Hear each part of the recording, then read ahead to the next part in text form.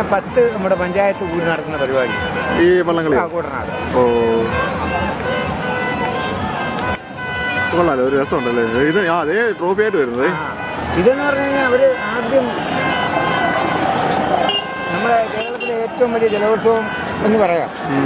അതിനുള്ള ഫൈനാൻസ് ഒന്നും ചെയ്യാൻ ആളില്ലാത്തതുകൊണ്ടല്ലേ. നെഹ്റു ട്രോഫി അതെവിടെയാ? അത് നമ്മുടെ പുന്നമടക്കായൽ. അത്രയും കാശ് മുടക്കം ഉണ്ടെങ്കിൽ ഇത് അടിപൊളിയാണ്. പിന്നെ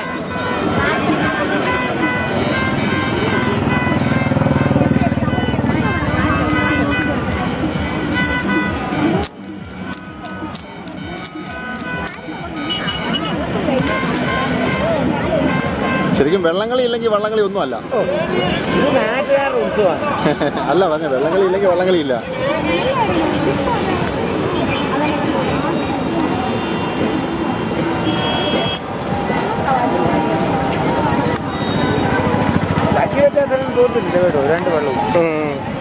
ഇല്ല പൊടിക്കാറുണ്ടായിരുന്നല്ലോ, ഞങ്ങൾ കണ്ടായിരുന്നു. ഇവിടെ വരുമ്പോ ഞാൻ അവിടെ കളി. അവിടെ വരുമ്പോ ഒരു ഒപ്പത്തിനൊപ്പം ഇവിടെ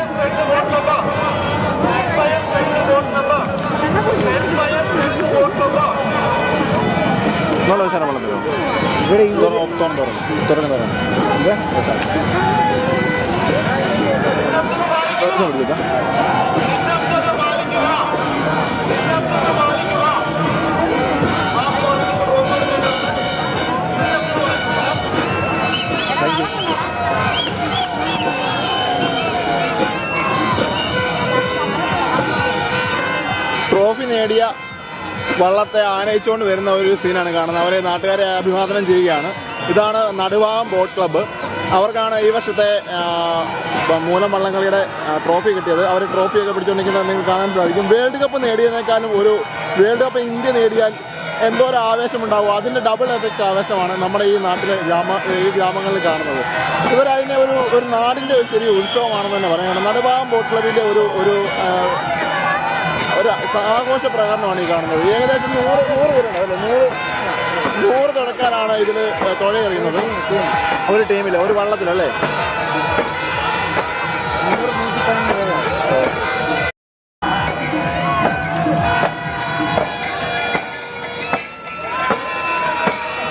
ഇത് ഈ വള്ളങ്ങൾ നടക്കുന്നത് ചമ്പക്കുളം നമ്മുടെ ബസലിക്കായുടെ തൊട്ട് മുന്നിലുള്ള പമ്പയാറ്റിലാണ്.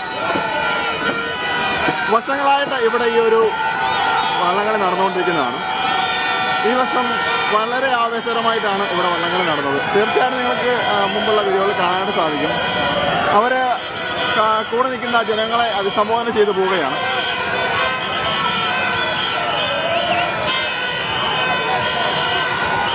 ആ ട്രോഫി ഒന്ന് നോക്കി, എന്തോ ഒരു ഭംഗിയാന്ന് നോക്കിയണ്ടോ. വാവ്, കണ്ടോ, അവരെ ഉയർത്തി ആൾക്കാരെ നമ്മളെ കണ്ടു നിൽക്കുന്ന ജനങ്ങളെ അഭിസംബോധന ചെയ്യുന്ന ഒരു രംഗമാണ് നിങ്ങൾ കാണുന്നത്.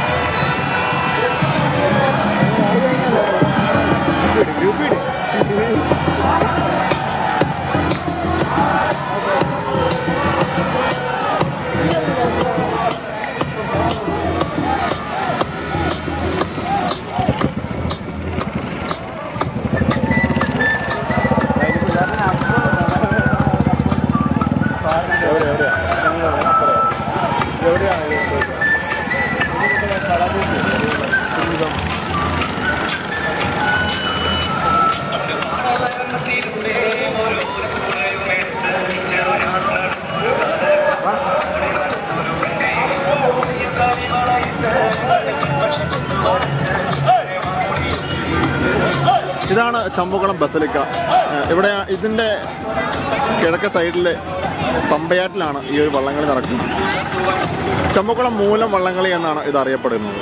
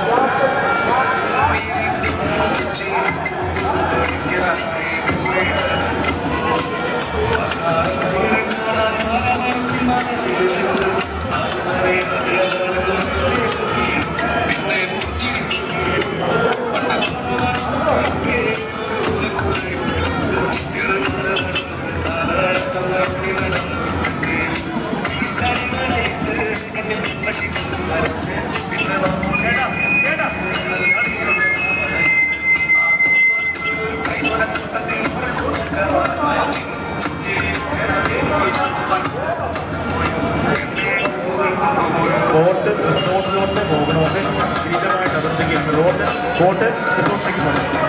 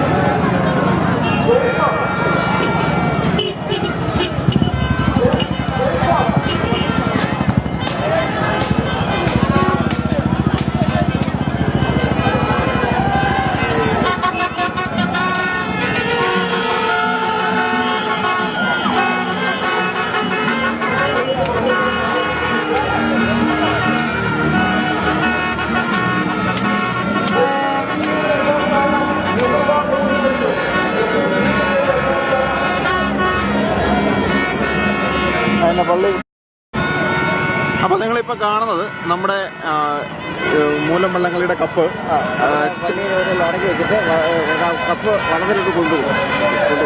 ഇപ്പൊ എന്താ അവിടെ ആ പള്ളിയിലോട്ട് എത്തുന്നു വന്നു കണ്ടത്, അതൊന്ന് പറയോ? അത് പറയാല്ലോ, നമ്മുടെ ഇപ്പൊ ഈ നടുവാൻ വെള്ളം ഈ കരയുടെ ഒരു വള്ളമാണ്.